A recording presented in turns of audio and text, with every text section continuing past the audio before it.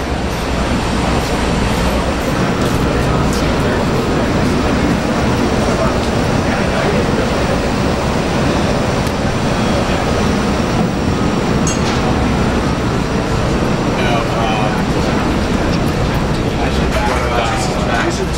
No, I mean he's the executive producer of the Wizards, but he doesn't do the directing.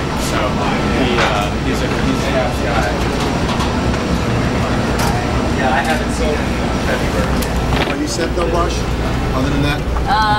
Yeah, hi guys, and what we have in front of us, all these different monitors here. You'll see different names and numbers. They represent a lot of our crew, our camera people, and our tape operators, and that allows us to be able to shoot the game and record the game and give us all those nice little replays. I like how you got the cameraman numbers or names next to them, so you're not just screaming at camera one, you're screaming at Burns. Yeah, right? Actually, and then really, I think we work with a lot of the same people all the time. I tend to personalize it. I probably use their names more than their numbers, to be honest with you. But when I'm on the road, I probably use numbers more than names. Well, not that I don't know the individuals, but I don't know them as well. So and you don't want confusion.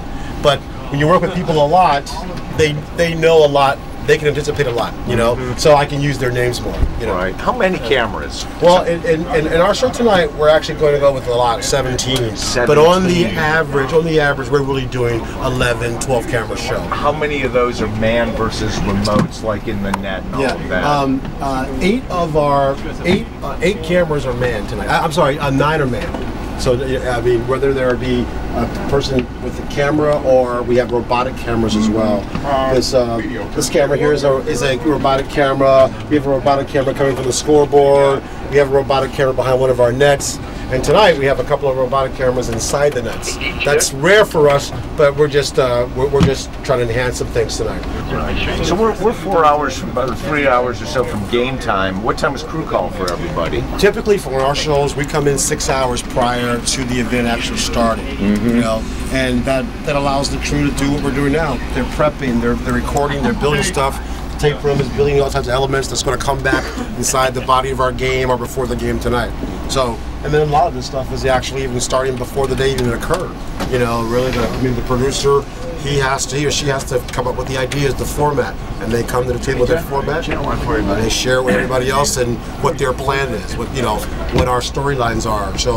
So, and for a lot of us, we were away yesterday on another event, so a lot of these, at times, quick turnaround. Do you generally have this truck on the road when you do road games, or no, not at all. No, I mentioned earlier, yeah, when we normally travel, this doesn't go with us. Although it was with us yesterday in Hershey, Pennsylvania, for the American Hockey League All-Star game we just finished up doing. What do you think? I like that. That's pretty good.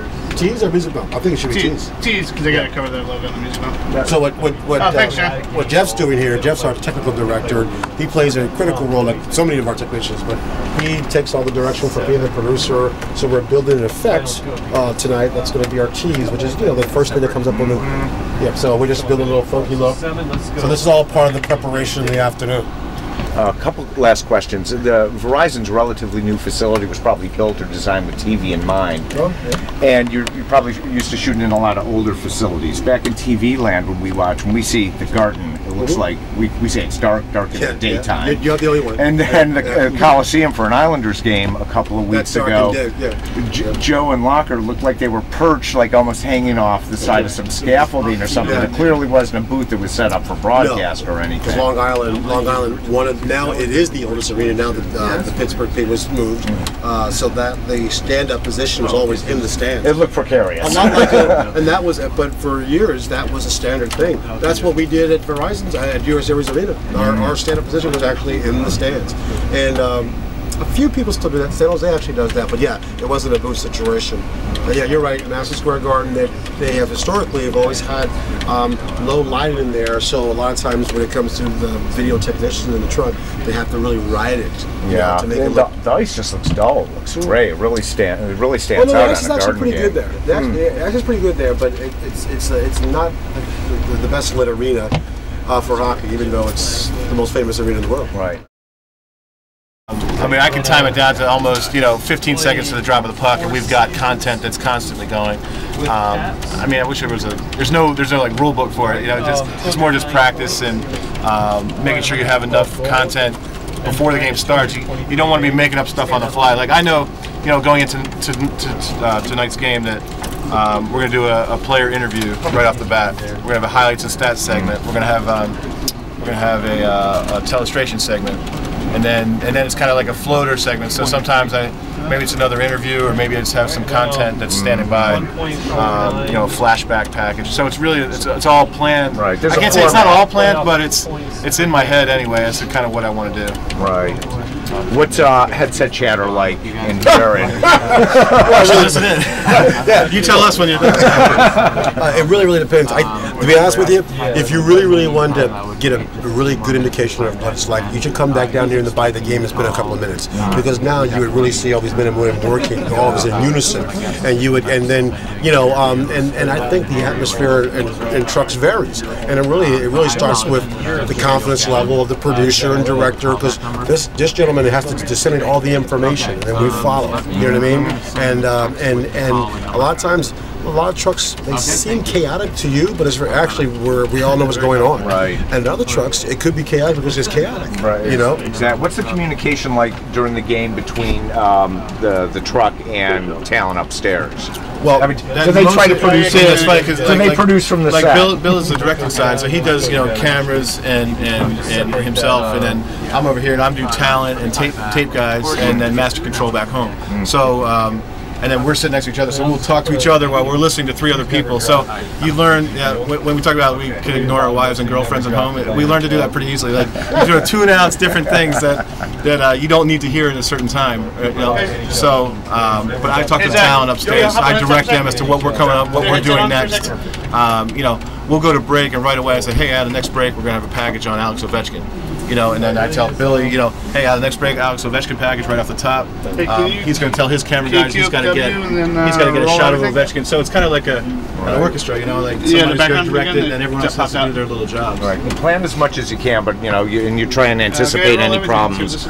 Oh yeah. What are some of the problems that normally crop up? Well, over the course of any given technical game? stuff. Technical. I mean, at any given moment, this machine could die. Well, actually, don't say that. That's a bad example. That actually might happen. But you know what I mean? Nice machine. And something goes down, and then our technicians have to now be more involved and troubleshoot something. You know, I mean, so if we have a machine or a camera goes down, it's not the end of the world, but certainly it could affect things for a second. Mm-hmm. You know what I mean? Do you ever say, "Hey, it's live TV. What could possibly go wrong?" Not what could possibly go wrong. After it's gone wrong, you go, "Well, it's live TV." That's usually the way it works. All right. But sometimes, you know, other things that come up is a problem with the arena. The first, or a player gets injured. Yes. The first game of the season, 2 minutes in, dropped over. goalie dropped for 15 minutes. And then you can't really show promos, you can't do a highlight package, or, you know, the guys laying on the ice in a lot of trouble, you know. What's the worst technical meltdown you guys have had over the course of your years doing this? Well, I think it is. This is our switcher, and this is everything. This is, you know, so if this machine goes down, now we have to take your own audio. We have to dumb everything down. Now let's back up. Give me if you don't have transmission, then we don't have a picture, Right. and then you probably have a black screen on your screen at home saying what's going on. So let's assume we have transmission. But if we have transmission and this machine goes down, then all the nice little pretty effects and things that we do, they're all gone. Just basically hardwire camera one. Take or dissolve, you know. Yeah. But sometimes we as an industry can get a little out of control with all the bells and whistles and the effects, you know. But I think viewers have grown accustomed to seeing certain things a certain way. But at the end of the day, you know, if you didn't have all the bells and whistles and that camera was on screen and you saw the goals and the touchdowns and the home runs, you'd be satisfied. All right.